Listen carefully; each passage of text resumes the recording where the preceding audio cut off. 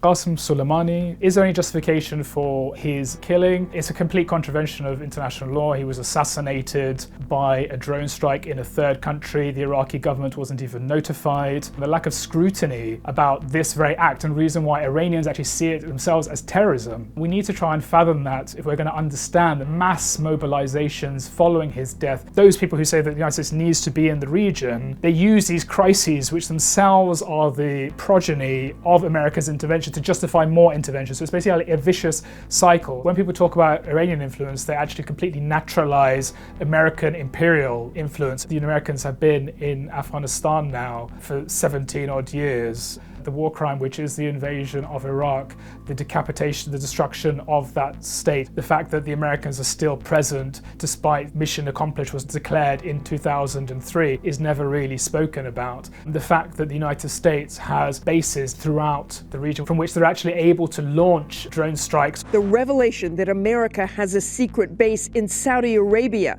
used to launch drones throughout the region. By proxy, we've also bought into American exceptionalism. We've also bought into this idea that the United States is necessarily a force for good in the world. We need to understand Iran's response to American threats in a longer historical sweep. Whether it's the 1953 overthrow of Dr. Mohammad Mossadegh, who nationalized the Anglo-Iranian Oil Company, he was overthrown in an MI6 CIA orchestrated coup d'etat.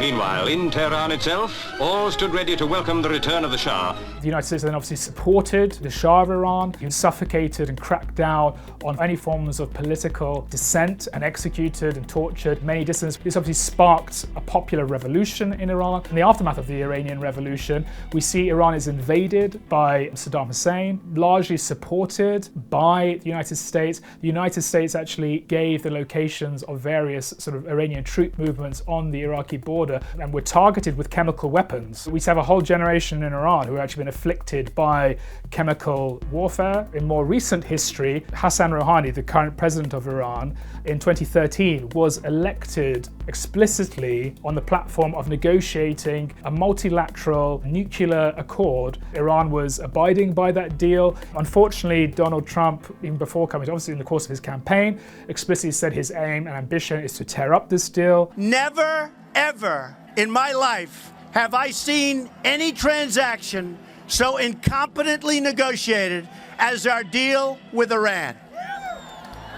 And I mean never. Following his withdrawal in 2018, he has then pursued a really vicious, unrelenting campaign of economic warfare against Iran, using the US Treasury to prosecute any foreign company, any third party that wants actually to deal with Iran. Even environmental technology, even medical drugs and so on and so forth, humanitarian aid have not been left unscathed, and people have actually died as a result. Iran did see widespread protests in November of last year, and obviously the assassination of Qasem Soleimani has really united Iran exactly because it has this very turbulent history and this really complex history of facing down foreign aggression. Neglect of that broader context, of that history, is really you're just not going to understand people's grievances in the region and why people do actually try to resist the American influence, and why they do see it as a problem and as pernicious. There is some hope. The legacy of the Arab uprisings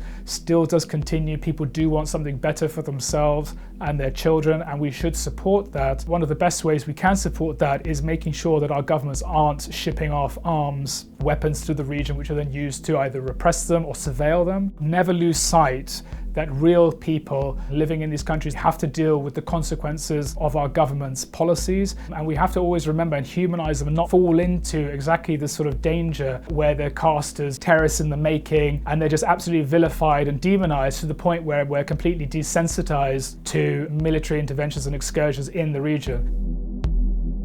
Definitely support Double Down News on Patreon. We need alternative narratives. We've seen how the mainstream media have failed time and again to call our governments and our politicians to account. Real, credible people producing critical coverage. We need to do that, so please support Double Down News on patreon.com.